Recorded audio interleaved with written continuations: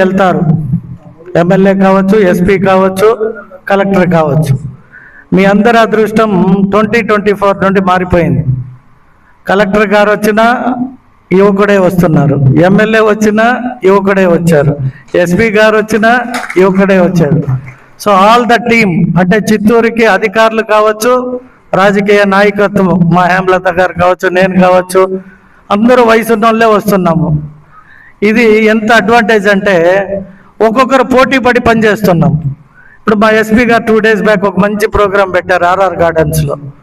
నిజంగా కూడా చాలా ఇన్స్పిరేషన్. ఇవాళ చూస్తే ట్రాఫిక్ సిఐ గారు అంటే ఒక ప్రాణాలని ఎలా కాపాడాలి, లేదా ఉత్త హెల్మెట్ పెట్టమంటే బోరు కొట్టి చాలామంది ఫీలింగ్ హెల్మెట్ పెడితే హెయిర్ వెళ్ళిపోతుంది, మా క్రాఫ్ట్ చెడిపోతుంది అనే టైప్లో ఫీల్ అవుతున్నారు. అయితే హెల్మెట్ పెడితే లాభం వస్తుంది అని చెప్పగానే చాలామంది హెల్మెట్ పెట్టుకుంటారని చూసా రోడ్లో. నేను మా ఎస్పీ గారు వస్తూ ఉంటే చూస్తున్నాం, ఎదురు వచ్చిన ప్రతి ఒక్కడు హెల్మెట్ లేదు.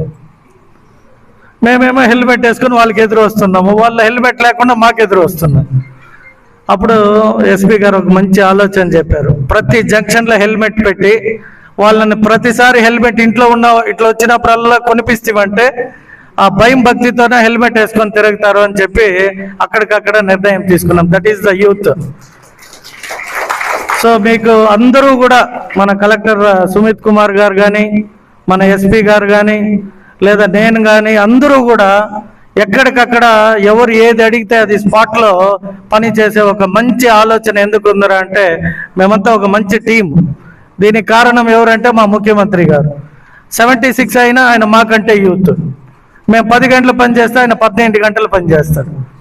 సో వారి ఆలోచనలే మేమంతా కూడా. ఇప్పుడు మాకంతా ఇన్స్పిరేషన్ ఎవరు అంటే మన ఆంధ్ర రాష్ట్ర ముఖ్యమంత్రి శ్రీ నారా చంద్రబాబు నాయుడు. ఆయన ఇన్స్పిరేషన్ అనుకుంటే నువ్వు ఎప్పుడు మా నాన్నగారినే ఇన్స్పిరేషన్ తీసుకుంటావా, నన్ను తీసుకోవా అని చెప్పి మా యువ నాయకుడు నారా లోకేష్ గారు ఫస్ట్ నేను వెయిట్ రెడ్యూస్ చేసి నన్ను నేను ప్రూవ్ చేసుకుంటానని బ్యూటిఫుల్గా తయారయ్యాడు. ఆ రష్యాపై ఫోటోలు పెడుతుంటే ఏదో ఒక ఫిలిం స్టార్ బాలయ్య బాబు వయసులో ఉన్నట్టు ఉన్నాడు. అంటే బాలయ్య బాబుని చూసినట్టే మా నారా లోకేష్ గారిని చూసినట్టు ఉంది. అంటే ఒకరికొకరు పోటీ పడే మంచి ఒక హెల్తీ కాంపిటీషన్గా అన్ని రకాలుగా. అంటే ఇప్పుడు ఈ హెల్మెట్ ప్రాణాలు కాపాడే దీనికి పెట్టారు, మొన్న సురక్ష చిత్తూరు పెట్టారు.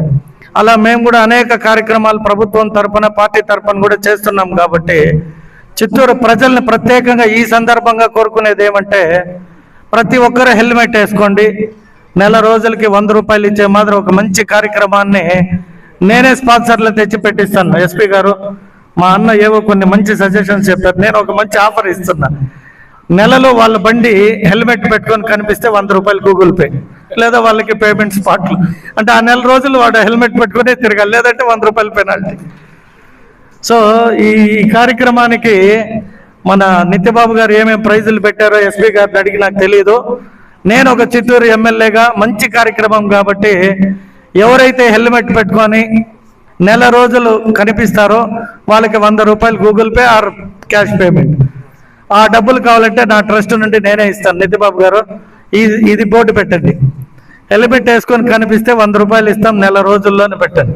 అట్లీస్ట్ మారుతారు. కాబట్టి ఇవన్నీ స్ఫూర్తి ఎవరి వల్ల అంటే మంచి ఆఫీసర్స్ మన చిత్తూరుకు వచ్చారు.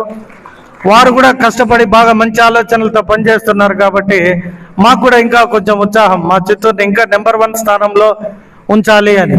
కాబట్టి నేను మా చిత్తూరు ప్రజలందరినీ కోరుకునేది, అలాగే పోలీసు వారు చాలామంది నాకు రాత్రిలో ఫోన్ చేస్తారు, సార్ ఓటు వేసినాము, ఈ నిత్యబాబు మమ్మల్ని పట్టుకున్నాడు, ఇందండి మాట్లాడు అంటారు.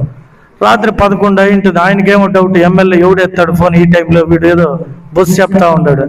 సరేరా స్పీకర్ పెట్టు, నేను రిక్వెస్ట్ చేస్తానని తెలియక ఫస్ట్ టైం చెప్పా. పొద్దున చూస్తే ఇంట్లో ఉన్నాడు.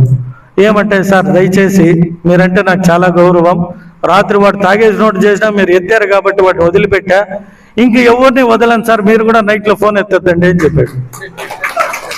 అంటే నాకు తెలియదు, తర్వాత ఆలోచిస్తే కరెక్ట్ అని చెప్పింది. ఓటు వేసినాడో లేదో తెలియదు, నేను వాడు ఎవరో కూడా తెలియదు. ఫోన్ చేస్తే ఏమో ఈ టైం అని ఎత్తిన. వాడు బాగా తాగేసి నేను నీకు ఓటు వేసినాను, ఈ పోలీసు వాడు నన్ను పట్టుకున్నాడు, వీడితో మాట్లాడు, అట్లా రఫ్గా మాట్లాడుతున్నాను. అరే కొంచెం మెల్లిగా ఈరా ఫోన్ చెప్తానని రిక్వెస్ట్ చేసిన. అంటే వాడు ఎంతైనా ఓటు వేసినా ఏకపోయినా చిత్తూరు నివాసి కాబట్టి ఫస్ట్ టైం అడుక్కున్నా. సెకండ్ టైం నుండి నైట్ ఫోన్ ఎత్తేది మానేసి. కాబట్టి ఈ కార్యక్రమాన్ని ఇంత విజయంగా ఈ విజయం కాలేజీలో జరిగినందుకు చాలా సంతోషంగా ఉంది. నాకు ఇక అవకాశం కల్పించి ఇటువంటి కార్యక్రమంలో పాల్గొనేందుకు అవకాశం కల్పించిన చిత్తూరు ఎస్పీ గారికి, పోలీస్ సిబ్బంది అందరికీ మరొక్కసారి